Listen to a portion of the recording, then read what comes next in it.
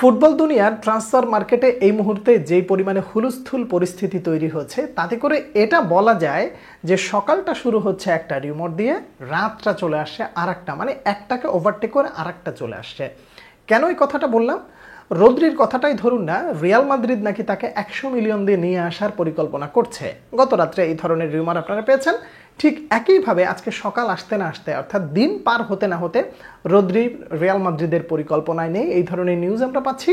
এখন নতুন করে আবার শুরু হচ্ছে 150 মিলিয়ন দিয়ে নাকি এনজো ফার্নান্দেজকে রিয়াল মাদ্রিদ আনতে চাইছে। এটাও কতক্ষণ টিকবে সেটা হয়তো বা সময় বলে দেবে, কিন্তু প্রশ্ন হলো যে রিয়াল মাদ্রিদ এই মুহূর্তে এই পরিমাণ অর্থ খরচ করবে একজন প্লেয়ারের পেছনে, সেটা আপনাকে সবার আগে বিশ্বাস করতে হবে। আপনি কি বিশ্বাস করবেন? এই প্রশ্নটা আপনার কাছে, করবেন কি করবে না উত্তরটা দেন, তারপরে আমি আমার কথাগুলো বলি।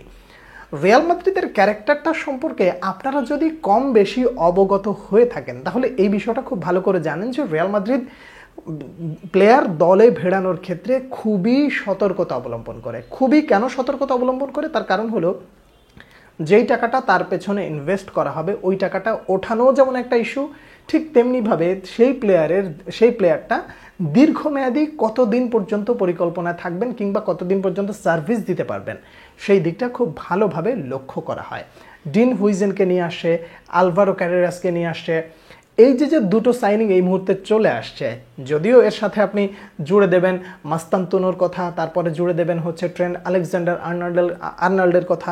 এই যে চারজন প্লেয়ার, এই চারজন প্লেয়ার রিয়াল মাদ্রিদে যখন যুক্ত হয়ে গেছে তাহলে ঘাটতির জায়গাটা থেকে গেছে একটা জায়গায় বা দুটো জায়গায়। নাম্বার ওয়ান হচ্ছে মিডফিল্ডের টনি ক্রুসের প্রোফাইলের একজন ক্রিয়েটিভ মিডফিল্ডার, যে কিনা ডিফেন্সেও সহযোগিতা করার পাশাপাশি পুরো মাঠটাকে নিয়ন্ত্রণ করবে, এরকম একজন প্লেয়ার এই মুহূর্তে রিয়াল মাদ্রিদ দরকার। এইটা খুবই সত্য কথা, কিন্তু কথা হলো রিয়াল মাদ্রিদ এই মুহূর্তে ওই প্রোফাইল তথা টনি ক্রুসের টাইপের যদি কোনো প্লেয়ারকে আনতে চায় তাহলে তার পেছনে সর্বোচ্চ লেভেলের কত টাকা খরচ করতে পারে এটাও আপনাকে চিন্তা রাখতে হবে। রিয়াল মাদ্রিদ এই মুহূর্তে বা টোটালি ট্রান্সফার মার্কেট ঘাটাঘাটি করে যতটুকু বোঝা যাচ্ছে তা হলো রিয়াল মাদ্রিদে এই মুহূর্তে একজন প্লেয়ার খুবই দরকার, সেটা হলো একজন ভালো মানের ডিফেন্ডার। কেন এটা দরকার সেটা নিশ্চয়ই আপনিও আমার সাথে এগ্রি করবেন। তার কারণ হলো ডেভিড আলাবা একটা ইনজুরি রয়েছে এবং সেই ইনজুরি থেকে এখনও মাঠে ঠিকঠাক মতন ফিরতে পারেনি। তারপরে হচ্ছে এইডার মিলিতাও রয়েছেন, তিনিও ইনজুরি থেকে ফিরে এসছেন, কিন্তু কতদিন এইভাবে ভালো সার্ভিস দিতে পারবেন সেটা তো আপনি এই মুহূর্তে ঠিক করে বলতে পারছেন না। তার মানে হলো এই মুহূর্তে আপনি ভরসা করতে হচ্ছে ডিন হুইজেন, তারপরে হচ্ছে অ্যান্টোনিও রুডিগার, সেই সাথে অ্যাসেন্সিও। তো ক্লাব ওয়ার্ল্ড কাপে ডিফেন্ডারদের কাছ থেকে যে ধরনের এরর আপনি দেখেছেন ওই জায়গা থেকে লং রানে যদি আপনি রেসে নামেন, অর্থাৎ দীর্ঘমেয়াদী পরিকল্পনার পাশাপাশি একটা বড় সিজন আপনাকে ওভারকাম করতে হবে, সেই জায়গায় একটা ভালো মানের ডিফেন্ডার না আসলে এটা রিয়াল মাদ্রিদের জন্য ক্ষতি।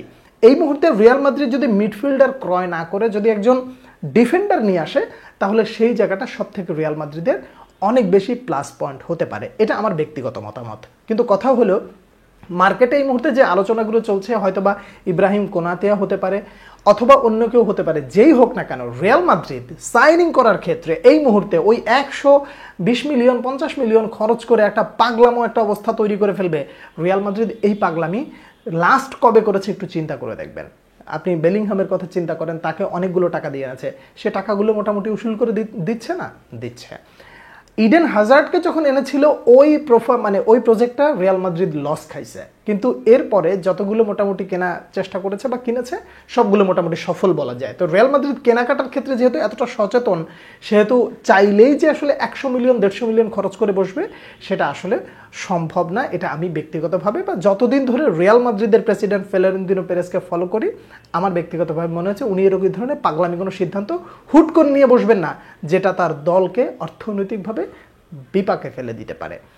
এই হচ্ছে ওভারঅল সিচুয়েশন। রিয়াল মাদ্রিদের এই মুহূর্তে একজন মিডফিল্ডার ডেফিনেটলি প্রয়োজন, তবে কথা হলো যে একজন ডিফেন্ডার যদি আপনি কিনে ফেলেন তাহলে ওই ডিফেন্ডারের ওই জায়গাটায় যখন আপনি একজন ভালো মানের ডিফেন্ডার নিয়ে আসবেন তখন আর্লিয়ান শুয়েমেনিকে কিন্তু আপনি মিডে ছেড়ে দিতে পারছেন, কারণ সে তো একটা প্রপার ডিফেন্সিভ মিডফিল্ডার, এই প্রোফাইলের তো লোক। তো তাকে যদি আপনি ডিফেন্সিভ মিডে দিয়ে দেন তখন আপনার মিডে একটা শক্তপোক্ত অবস্থান তৈরি হয়ে যাচ্ছে। যেহেতু তিনি ভার্সেটাইল, চাইলেও সে ডিফেন্সে নেমে খেলতে পারে, ডিফেন্সিভ মিড থেকে সিবিতে নেমে খেলতে পারে। তো এই জায়গাটা তাকে দিয়ে অবশ্যই একটা ভালো আউটপুট পেতে পারেন জাভি আলোনসো।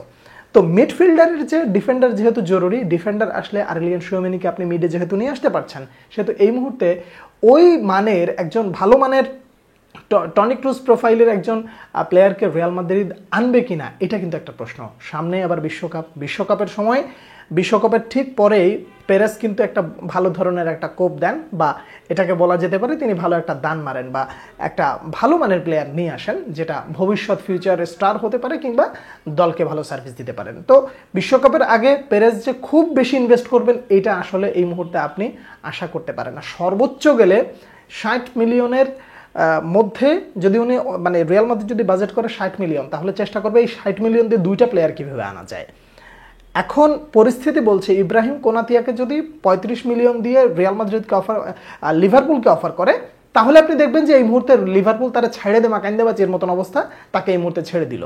তাহলে ঘটনা দেখা যায় রিয়াল মাদ্রিদ এই মুহূর্তে প্লেয়ার সেল না করে বা লোনে পাঠিয়ে যদি দেয়, তাহলে ওই জায়গাগুলো রিক্যাপ করার জন্য নতুন প্লেয়ার আনলেও আনতে পারে। কিন্তু সব কিছু নির্ভর করছে যে প্লেয়ার কোনটা ছাড়া হবে, তারপরে ওই জায়গায় কাদেরকে আনা হবে, এই জায়গাগুলো হচ্ছে খুবই ইম্পর্টেন্ট। এনদ্রিকের কথা যদি আপনি বলেন, তাকে হয়তো বা লোনে পাঠাতে পারে, কিন্তু তাকে আবার ব্যাক করানো হতে পারে, এই ধরনের সিচুয়েশন আছে। রদ্রিগোর ব্যাপারটাও যদি আপনি বলেন, তাহলে দেখবেন রদ্রিগোর এই পুরো বিষয়টা ডিপেন্ড করতেছে হচ্ছে লুইস দিয়াজের ট্রান্সফারের উপরে। লুইস দিয়াজকে যদি ভালো মানে একটা প্রাইস ট্যাগ দিয়ে যদি তারা সেল করতে পারে, বায়ার্ন মিউনিখ হোক, যে কোনো জায়গা হোক, তখন হচ্ছে রদ্রিগোকে সেল করতে পারে রিয়াল মাদ্রিদ। ড্যানি সেবায়োসের ব্যাপারটা আপনি দেখেন যে সর্বশেষ যেই নিউজগুলো দেখলাম, তো ড্যানি সেবায়োসকে রিয়াল মাদ্রিদ সেল করবে না। তো এই যে রিয়াল মাদ্রিদ সেল করবে না বলে মোটামুটি সংবাদটা পেলাম, তো এইটা যদি সত্য হয়ে যায়, তাহলে মিডে এই সিজনে বা আসন্ন সিজনে আপনি রিয়াল মাদ্রিদের নতুন কাউকে দেখবেন না, এদেরকে দিয়েই মোটামুটি রিয়াল মাদ্রিদ ফিট হয়ে যাবে। তাহলে আছে কে কে? আরেলিয়ান শুয়েমেনি আছে, কামাভিঙ্গা আছে, ফেদে ভালভার্দে আছে, তারপরে সেই সাথে রয়েছে মাস্তান্তনু যোগ হবে এবং আর্দা গুলাররা রয়েছেন এবং ড্যানি সেবায়োসও রয়েছেন। তো এদেরকে দিয়ে মোটামুটি মিডটাকে কন্ট্রোল করার চেষ্টা করবেন জাভি আলোনসো। যেহেতু আপনার কাছে এই মুহূর্তে পর্যাপ্ত না হলেও মোটামুটি সিজন চলার মতন মিডফিল্ডার রয়েছে, সেহেতু এই মুহূর্তে ডিফেন্ডার একজন এনে আরেলিয়ান শুয়েমেনিকে মিডের জন্য বা ডিফেন্সিভ মিডের জন্য প্রপার প্ল্যানিংয়ে রিয়াল মাদ্রিদ যেতে পারে, এটা আমার ব্যক্তিগতভাবে মনে হয়। এই হলো ওভারঅল রিয়াল মাদ্রিদের সিচুয়েশন। আমি যেটা মনে করেছি সেটা আপনার সামনে তুলে ধরেছি। আপনারা কে কি মনে করছেন জানাবেন। পরবর্তী ভিডিওতে আবারও দেখা হচ্ছে আপনাদের সঙ্গে। সে পর্যন্ত অনেক অনেক ভালো থাকবেন। আল্লাহ হাফেজ।